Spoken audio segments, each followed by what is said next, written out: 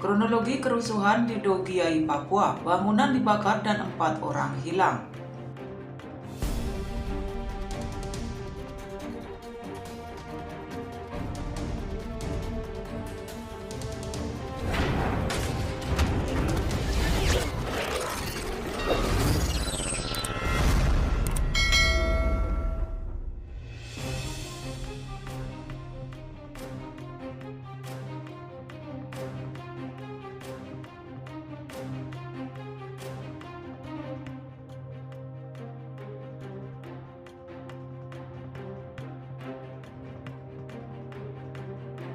Kerusuhan pecah di Kabupaten Dogiai, Provinsi Papua Tengah. Pemicunya lantaran peristiwa kecelakaan lalu lintas yang menewaskan seorang anak berinisial NG, usia 5 tahun, Sabtu 12 November.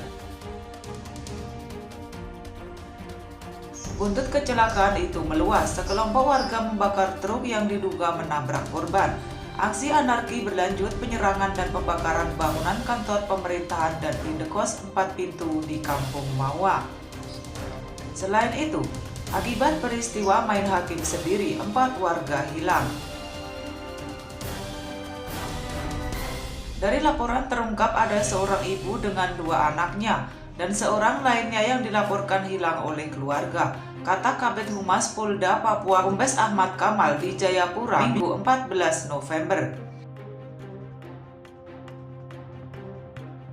Menurut Kamal, kejadian itu diawali kasus kecelakaan lalu lintas yang menewaskan bocah berusia 5 tahun akibat ditabrak truk. Massa sempat melakukan pembakaran di beberapa titik, termasuk kantor pemerintah dan rumah warga. Bahkan minggu dini hari, massa masih melakukan pelemparan batu dan anak panah ke petugas yang berjaga-jaga sehingga anggota membalas dengan mengeluarkan tembakan peringatan untuk menghalau massa agar tidak mendekat ke arah petugas. Tercatat 3 orang terluka termasuk 2 anggota Polres Dogiai.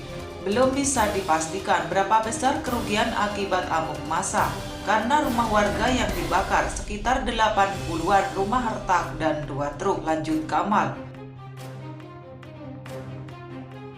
Peristiwa kecelakaan itu terjadi pada pukul 14.30 WIT.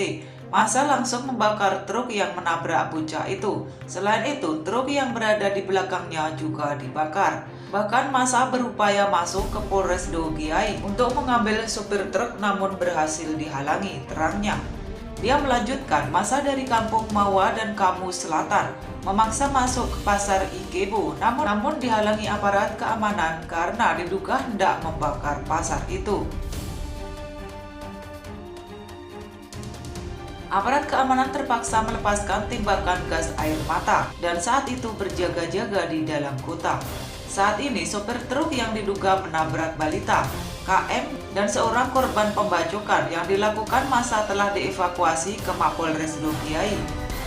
Sedangkan seorang korban lainnya yang mengalami luka akibat dianiaya hingga kini belum dapat dievakuasi, kata dia.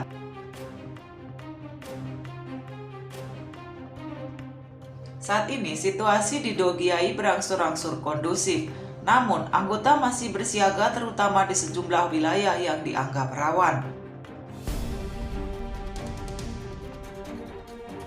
Terpisah, Kapolres Dogiai Kompol Samuel Tatiratu menyatakan saat ini 2 peleton Brimob sudah dikirim ke Dogiai untuk membantu memperkuat keamanan usai aksi kerusuhan.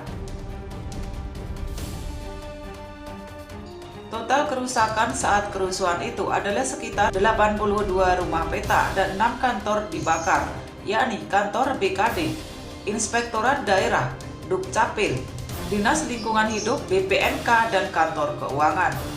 Warga juga mengungsi ke Polres dan Koramil Dogiai, tutur Tatiratu, dikutip dari Antara.